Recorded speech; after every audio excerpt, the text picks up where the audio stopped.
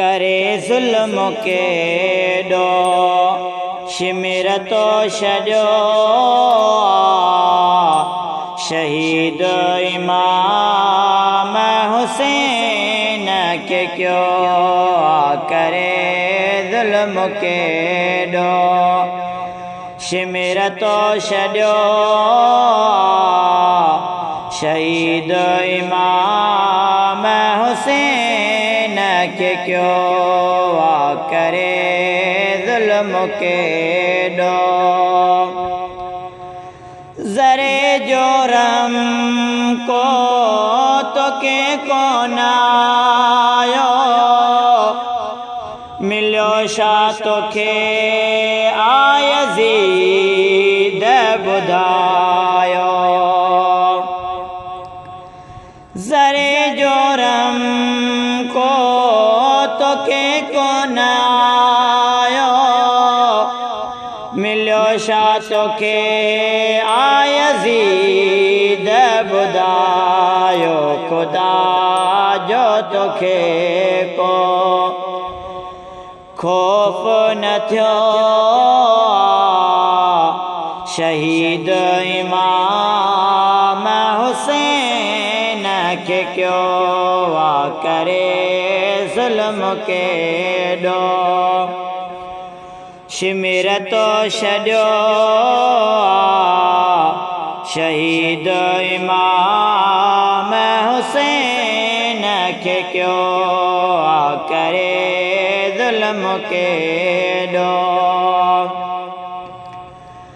हुया ॾाढा प्यासा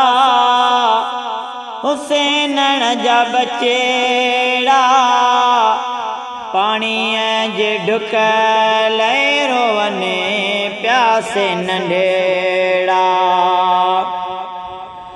हुया ॾाढा प्यासा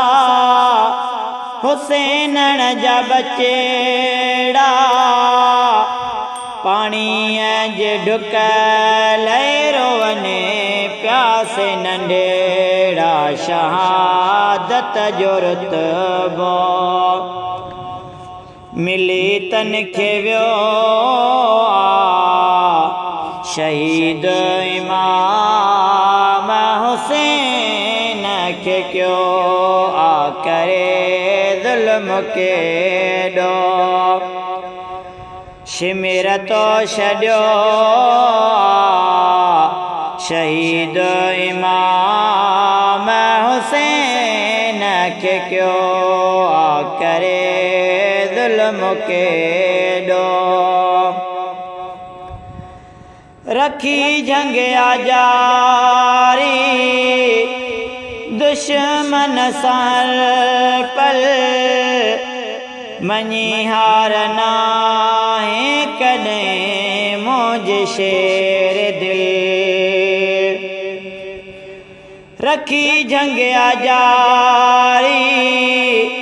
दुश्मन सां पल मञी हार नाहे कॾहिं मुंहिंजे शेर दिल ॾिसो सब्र केॾो हुसैन कयो शहीद इमाम हुसैन के क्यों करे ज़ुल्म केॾो शिमिर तो छॾियो शहीद इमाम हुसैन के क्यों करे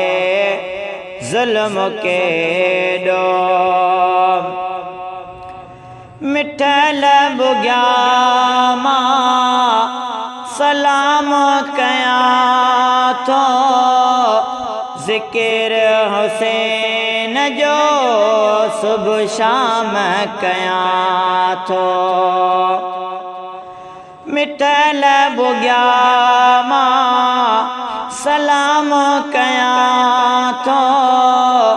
ज़िकिर हुसैन जो सुबुह शाम कयां थो सची दिलि सां नारो उहो मोहयो शहीद इमाम हुसैन के क्यों वा करे ज़ुल्म के डो शिमिर तो छॾियो शहीद इमाम हुसैन के क्यों वा करे ज़ुल्म के डो